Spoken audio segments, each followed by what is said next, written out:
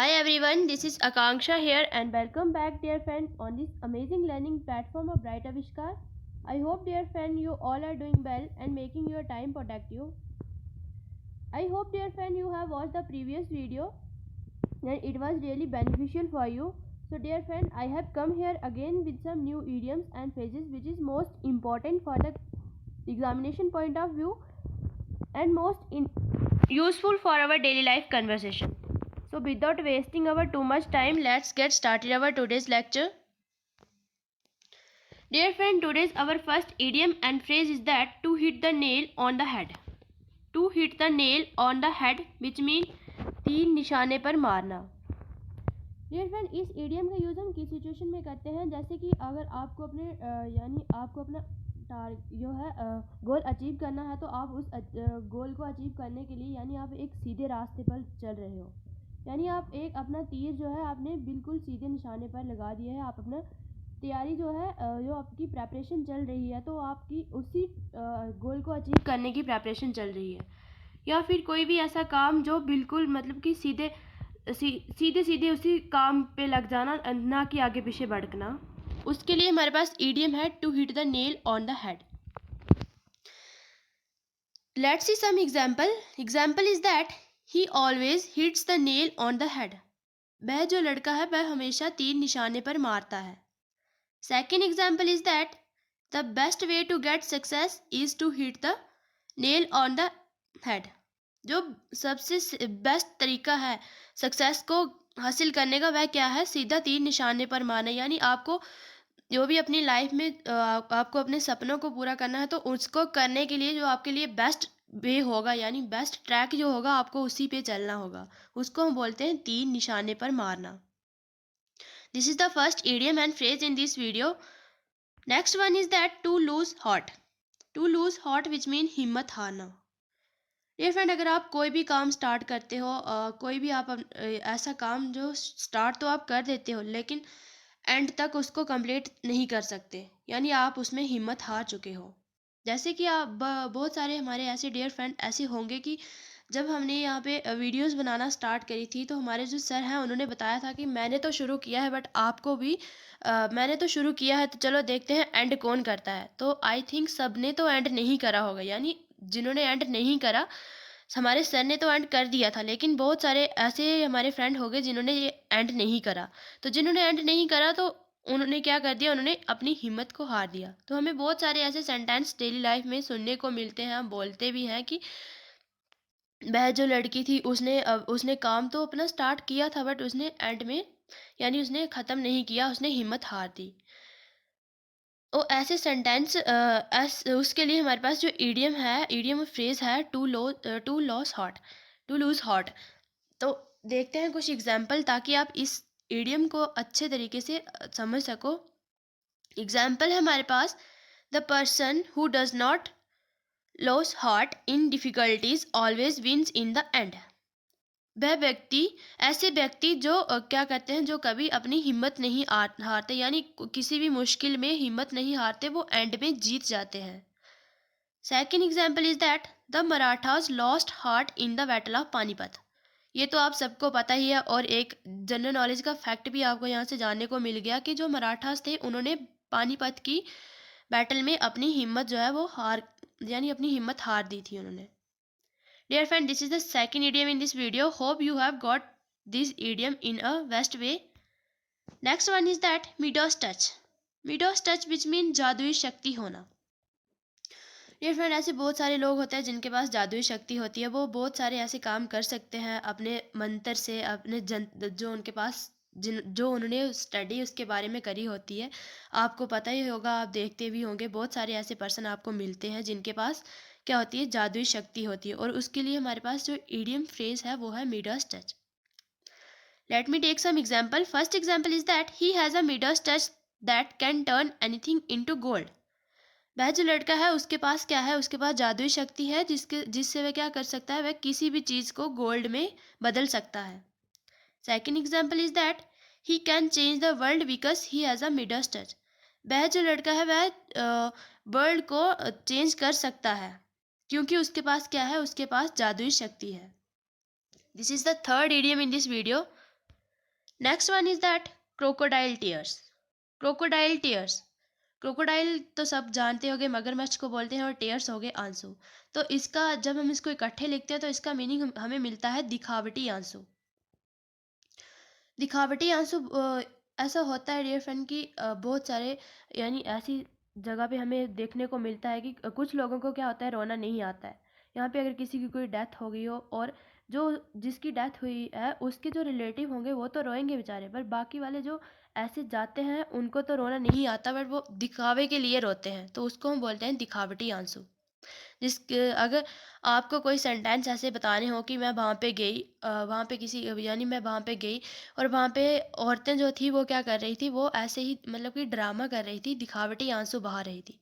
तो आपको जब भी ऐसे सेंटेंस इंग्लिश में क्रिएट करने हो तो आप इस ईडियम का यूज़ करके, क्रोकोडाइल टीयर्स ईडियम का यूज़ करके अपने सेंटेंस को फ्रेम कर सकते हो।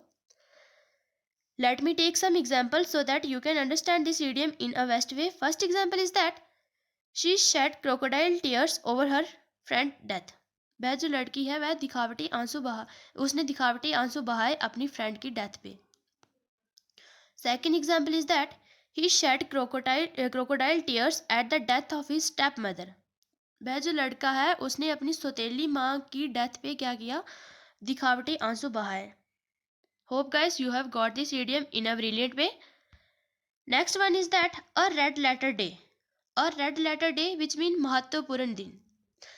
डियर फ्रेंड, इसका इस ईडियम का यूज़ हम कहाँ पे करते हैं, ऐसा दिन इतना खास हो, यानी हमारे लिए इतना स्पेशल हो, जैसे हो गया हमारा रिपब्लिक डे हो गया, इंडिपेंडेंस डे हो गया, बहुत सारे हो गए, टीचर्स डे होता है, ऐसे बहुत सारे ऐसे डे होते हैं, या फिर हम स्कूल में कोई पार्टी हमें जब फेयरवेल हम जिस दिन करेंगे तो वो दिन हमारे लिए स्पेशल हो जाता है, यानी कोई भी स्पेशल दिन, बर्थडे हो गया, किसी का बर्थडे हो गया, जिस दिन उसका बर्थडे होगा तो उसके लिए आप जान ही सकते होंगे कि उसके लिए वो दिन कितना स्पेशल होगा, तो उसके लिए हमारे पास इडियम है और रेड लेटर डे। एग्जाम्पल है हमारे पास 26 January is a red letter day for our nation. हमारे नेशन के लिए 26 जनवरी एक महत्वपूर्ण दिन है। Second example is that the day fixed for the annual sport is a red letter day for every school students. जो एनुअल स्पोर्ट के लिए डे फिक्स किया है, यानी जो जिस दिन एनुअल डे होगा वो क्या है, वो दिन हर एक स्कूल के बच्चों के लिए एक महत्वपूर्ण दिन माना जाएगा। Next one is that at a pinch. Eight a pinch मतलब बुरी परिस्थिति में होना, यानी किसी मुसीबत में होना। आप किसी भी मुसीबत में हो सकते हो, और आपको अगर बताना हो कि मैं इस मुसीबत में फंस गया हूँ या वह मेरी मदद करता है हर एक मुसीबत में, तो आप इस इडियम का यूज़ करके अपने सेंटेंस को एक अच्छे तरीके से फ्रेम कर सकते हो। देखते हैं एग्जाम्पल के साथ, ताकि आपको इस इडियम की एक अच्छे तरीके से समझ आ जाए। एग्जाम्पल है हमारे पास the person who helps you at a pinch in your true friend. जो पर्सन यानी जो व्यक्ति तुम्हारी बुरी परिस्थितियों में मदद करता है वही तुम्हारा सच्चा दोस्त है। Second example is that she is special for me because she always helps me at a pinch. वह जो लड़की है वह मेरे लिए स्पेशल है क्योंकि वह हमेशा मुझे मेरी हेल्प करती है, बुरी परिस्थिति में वह हमेशा मेरी हेल्प करती है। Next one is that herculean task. Herculean task which mean मुश्किल काम।